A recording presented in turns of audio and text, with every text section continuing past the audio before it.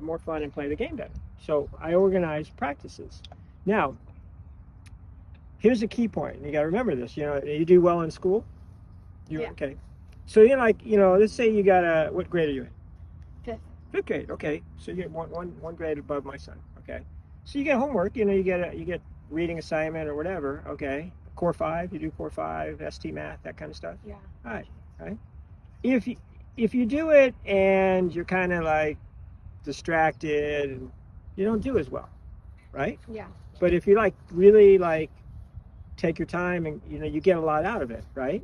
Same with practice, right? Same with practice. So that's why there's what I was telling your dad is there's the biggest mistake that most kind of somewhat serious golfers make is they practice for the sake of practice. They hear, well, why are you practicing? Well, because people told me I need to practice. My parents told me I need to practice. But they don't really go well, what are you actually trying to get out of practice? You know what I'm saying? Mm-hmm. So that's where what I try to do is organize practices that have purpose, and I try to organize practices that result in improvement of skills, but not only improvement of skills at practice, but improvement of skills that will show when they play. You see what I'm saying? Okay, so let me show you something here. And I do that with junior players and college players and even occasionally some professional players, okay? Yeah. And so we'll go through this together. This is like a little self-assessment that I do with players. I did this with the college team. So this one you might not have past 10 rounds, but what would you say, what would you, if you were kind of being as honest as you could, if you were going out and going play at 18 holes, say at Rec Park, do you play 18 holes yet? We play at Hartwell a lot, so he knows like a normal round, 9 holes at Hartwell is about what, 6 over, Xander? Okay, so let's put down the date, today's date. What's the date? 12/10. 12/10.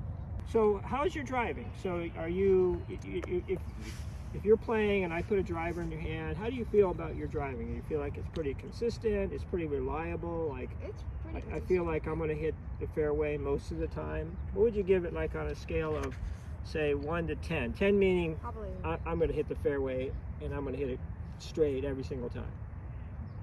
Probably, I'll give it like a 6.5. Okay, that's fine. Yeah. Okay, and then what about now this would probably be more like when you do play Hartwell, like when you're hitting, shots into the green, so your approach shots. What would you say is your reliability, consistency of hitting the ball on the green? 7. 7? Okay. Okay, so this next one is 3-putt avoidance is a statistic that they use. And so they say, well, okay, it's how many holes in a row does a golfer play where they don't have a 3-putt? Okay, they actually keep that stat on the PGA Tour. It's actually a really important, really good stat. What are you giving yourself there, Xander? 6. 6? Okay. And then if you miss the green, the next one, up and down, consistency, reliability, what would you put there? 7. Okay. So now, if you think about your game, what are the 2 most consistent and reliable parts of your game? What would you say? I feel like I'm pretty good at my driving. Okay. All right, that's good. Driving and putting. Okay. Okay, and what's 2 parts of the game what would you say are the most kind of inconsistent, not as reliable? I mean, I'd send my chips sometimes. Okay, so chipping. What I did for my juniors that I work with, I said, well, take this and put together a plan for the week of what you're going to do. Okay. Now, some of these I think you want to do regularly, but other ways you begin to put this together is you start looking at this like, well, what do I want to maintain? Okay. And so this is where I say take one of your consistent ones. You want to make sure you practice it. So this is a mistake a lot of people make is they don't practice what they're good at. And so then when they don't practice it, it becomes less reliable. Yeah. But if in golf, and your dad would tell this, if you got something that's pretty reliable, you don't ever want to lose it. because you're not going to get everything to be reliable. But if you got something that's pretty good and it's not going to break down, you want to make sure you keep that. So we want to make sure you practice that, but then also you want to practice this. And I use these words, and I'll talk about it: systematic, random, variable, measurable, that kind of stuff. I'll talk about that as I take you through a couple of these practice things. Okay? All right. All right, so let's start just with a basic kind of putting. Okay, so get your putter and one ball. Really easy to remember. 7, 9, 11, 13, and 15. Okay, odd numbers starting at 7. Okay? So, what's the first number? 7. Okay, so you start here. Start right at the alignment stick. Take 7 regular steps. Let's make about a 3-yard step. 7 steps in any direction. Okay, drop the ball.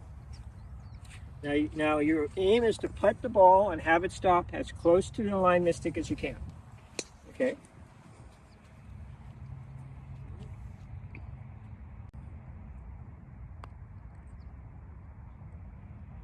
Okay, now you're going to come over here and you're going to stand at the ball, put your toe right at the ball, and you're going to take a step and see if you, so you're within 3 feet of the hole. Okay, so that counts as 1. Okay, now pick it up. You don't have to putt it. What's the next number? 9. 9. So start at the alignment stick, take 9 steps in another direction, not the same direction.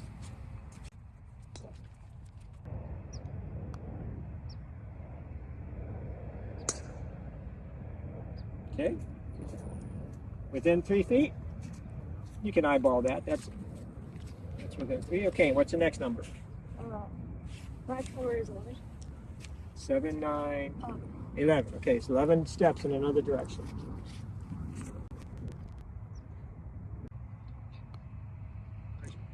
The greens are in good shape here. Yeah. Okay. What do you think? Is that inside 3 feet, Xander?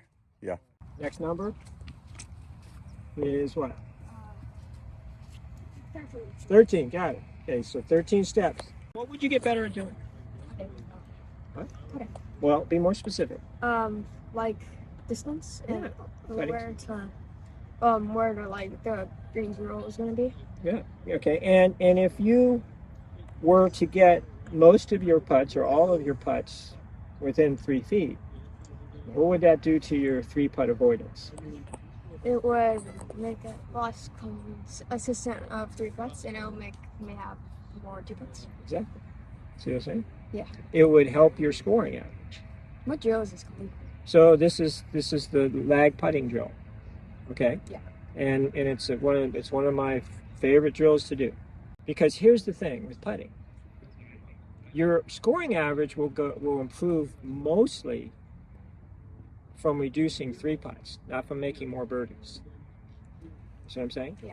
And like I'll do like all the time. I'll have one of my students go and play, and they'll say, well, I had 3 birdies, whatever. It's how many 3 putts? I had 3 3 putts. I said, okay. So if you take the 3 putts out, you shot 6 under. That's a pretty good score. But it's not. You know what I'm saying? It's not by making more birdies. You know what I'm saying? So this is a really, really good one. And the reason I do like this, you could do it anywhere. You could find any green that you're at, okay, and you could do this drill. And all you need is the alignment stick. Yeah. Does that make sense? If you want to have even more fun on it, do it with a partner and have a little game, right? Let's do a little game of it. Do it with your dad. Let's see. Let's just have a lag putting contest. Makes it more fun. That he always wanted to do, and one of them was, no 3 putts. Don't get worse than par on a par 5. I forgot a couple of them, but one of them was get up and down on the easy up and downs. Yeah. Okay. And how that translates is here's the green. Okay. Now, the PGA Tour keeps these stats. Okay. So here's the green, and if I take 10 paces, 1, 2. Okay. So 10 yards. So on the PGA Tour, if a player misses the green but they're within 10 yards of the green, not the hole. They typically, what they call proximity to the hole, they chip it to within 3 feet of the hole, right about 3 feet, like a little over 3 feet 6 inches maybe. That's impressive. Okay, but here's the interesting thing: when they go from 10 yards to 30 yards, it over doubles. It becomes 7 to 8 feet. See what I'm saying? So and to translate for Tiger Woods, inside 10, he's going to get up and down. So you think about that. How much easier the game would be if the green all of a sudden was that much bigger. Like you drew a 10-yard circle around this green. You go, my green is massive. There's no way I'm going to miss that. Yeah. You know what I'm saying? That's how Tiger Woods plays golf, right? So, well, no wonder he's so good, right? So that's why we want, so I don't want, when we think about short game, too often people get caught up in practicing the impossible chips. Start mastering the easy chips, okay? Yeah. The shorter chips. So you're gonna take your 5 balls, you got your alignment stick, and just drop some balls, like this one's kind of close. Maybe go next one, let's go a little bit further away, and then maybe we'll go over here. This one, okay, maybe we're getting closer to that 10 yard here, okay, and then maybe one over here. Okay, something like that. The other thing, start at the close one, is information. Now you have to search for the information. The judgment searches for you, but you have to search for the information. You say, okay, what happened? What happened to contact? I got on top of the ball with it. Yeah, you hit the thing. You hit the thing. Okay. Okay. Any possible kind of reasons why that might have happened? Maybe I lifted up too early. Okay, so turn that into a remember statement. Like if you were to say, okay, remember to do what, so that you would hit it more solid. Remember to get more under the ball. Perfect. So see that remember after every shot. If you say to yourself, remember to do this, you're gonna get better, right? It's like when you're taking when you're doing your sight work, your spelling, right? And then you do it, and you get it a little bit wrong, okay? And then you look at, oh, I got to remember that it's this and this, right? Yes. That's how you learn. Same thing for golf. The more times you can say remember to yourself, you're gonna get better. Okay, so now you come up here and we say, okay, we did 5. How many were within a yard? And we didn't get any. That's okay. Now this is a lot, obviously, more challenging than the putting. But like I said, this is what we want to go for. So it isn't anything about. Trust me, I have my students who are playing junior tournaments. They may only get 1 or 2 out of the 5 in there, but if you did this, it'd be just like the putting. You pick up the 5 balls, and then you do it again, different spots. And then you pick them up, you do it again. So you did 20. So if you did that 3 times a week for 8 weeks, well, what would you get better at doing? You're stroking probably stroking the club better and lower to land it. Exactly. So it goes to So your chipping would get better, right? Very simple. And remember, so it's 20 balls, 3 times a week. That's it, 20 balls. I'm not saying 100 balls. You know what I'm saying? You don't need 100 balls.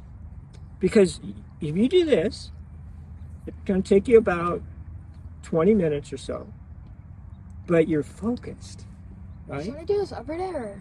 So what I try to do is I want these drills, the putting drill. It's going to take, again, maybe 15 minutes. This is going to take 20 minutes. Show you a couple more. All of a sudden, there's your hour, right? Nowadays, that's about all you have. Yeah. Right? You get out of school, and by the time it gets dark, and you get home and eat dinner and have homework, you got an hour. But you can get a lot done in an hour. You see what I'm saying? So let's pick these up. You start in the middle. I want you to hold on to the ball. And starting right in the middle of this, I want you to take 5 steps. So start there, 5 steps this way. Stop, drop a ball. 5 more steps. Drop the ball. 5 more. Drop it. And then 5. Okay. Good. All right, so come back over here. So we have 5, 10, 15, 20 yards, right? So for the tipping, would we do like, well, if you're idea, like, let's just say, for the, 4 times a week for those, and 3 times a week for this? Go 3. 3. No, don't go more. What? Here's the problem when you start doing too much is you get stale, you get bored, you just kind of get through it, and we don't want to do that. I want you to be like fresh and sharp for it. So that's why I only like 20 minutes. Like if somebody said, oh, you need to do ST math for an hour, right? And so you like mentally, which is kind of pace yourself and you just kind of get through it. If you said, I want you to do the best you can on ST math for 20 minutes, you can do that. You know what I'm saying? Yeah. That's what we want practice to be. And it's more fun that way, right? Because we keep mixing it up, right? All right, so on this one, this is called the landing spot. Very simple. You're going to chip this. All you're trying to do is land it in the box. Now, if you have a ball bag like I have, or if you have one of those, then you can go ahead and put, 5 balls at each of these, and it goes by faster, okay? But if you do that, you're always switching the distance, though, after each rep. So go ahead and take this one. You only do 1 in a row at a location? Yeah, exactly. Yeah. So again, all we're trying to do is land it. Pay attention to land it in that square.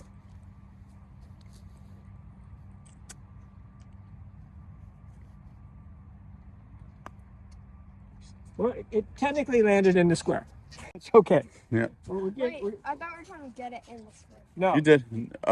Not end up in the square, just No. land. Land it. There you go. Oh, beautiful. There you go. Next What one. is that? Wait, well, you're Make 2 sure for you 2. do like on this. I mean, give yourself a reasonable line. Is this 20 total as well, where 5, 5, 5? Okay. Yeah. So it's 5 instead of 4s. Okay. Not in. 9 in the square.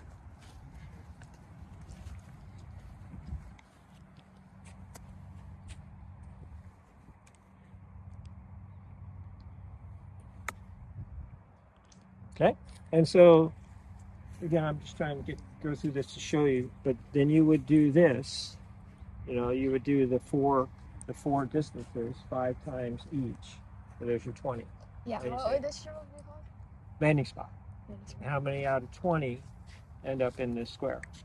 Right? Yeah. Sound pretty good? I mean, again, if you did that, okay, what's going to happen? You're gonna get better at it. Hit your landing spot, right? And so, and how does it translate? So all of a sudden, like, let's say you were chipping from here to that hole, right? And you start thinking, okay, that's kind of a tricky one, right? There's not much green to work with. It's pretty firm. Show me where you would land it. Okay, now from there, walk back to me and count your steps. 15. 15. So now, you say, I'm going to hit this ball. What do I have to? 15 feet. Yes, 15 yards. 15 yards, right? So now we've done this drill. Okay, that's that 15-yard field. You see what I'm saying? Yeah. That's that 10-yard field. Or it's 12, so it's a little harder than a 10-yard field. See that? Yeah. Now all of a sudden, when you go to play, it starts to make the game a little bit easier. Mm-hmm. Now you might be off. You might miscalculate. Like, well, no, I landed it too far. I didn't land it far enough. That's okay. That's a different skill. That's called reading the chip, right? And that takes practice too. And you'll get that with the other chipping drill, right? Because you're practicing having to read where to land the ball so that it ends up at 3 feet, right?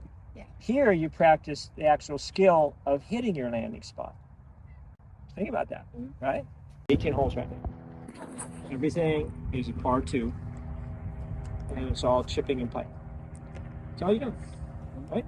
And so you just throw the ball. Okay, there you go. Chip and putt down. I'm not going to get into the hitting stuff, but what's another? What's the reminder? Give me a reminder before you take a step. Give me a reminder. Remember to what? No. Big more practice. Think about what you just said. Remember to not thin it. Or not. What does that mean? To not get on top of it. It's like, okay, your dad's gonna go to the store. Ask your mom. What? Your dad's gonna go to the store. Ask your mom, what do you want? No. And your mom says, remember not to buy donuts. Right? No, that gives him no information. Remember to buy bread. Remember to buy eggs. So what do you have to remember to do to hit it more solid? Get under the ball more. Okay, then before you pick the ball up, or you go to, then practice it. Oh no, that was okay. Practice it. So now you do practice it. Now you're telling your body. Was that what you wanted to do? Better? Okay, there we go.